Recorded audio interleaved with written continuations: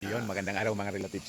Ito yung lemongrass na natira, ginamit nung New Year. So, namili tayo ng mga may tatanim. Itatry natin kung pwede na maitanim. No? So, ito yung mga napili ko. Tingnan natin yung medyo mas mahaba-haba yung puon niya.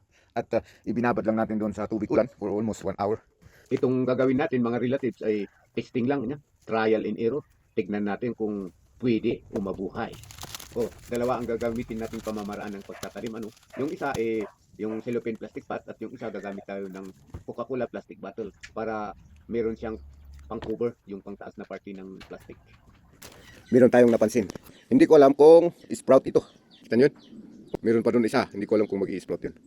Pero ito, yan. Hindi ko alam kung magiging roots yan o magiging dahon. O yan. Tingnan natin yung iba. Ito naman. Wala akong masyadong napapansin dyan. Yun. Meron na naman. Yun, oh. Kita nyo? Yun. Parang nag-i-sprout. Yun din. Wow, pwede pala.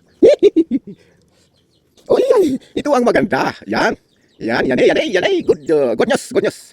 A very good discovery. Ang isang napansin ko, kailangan niya ng maraming tubig. Kaya, mas mabuting damihan natin yung dilig natin. And thank you for watching. Uulitin ko to. I will make another video of this. Thank you again.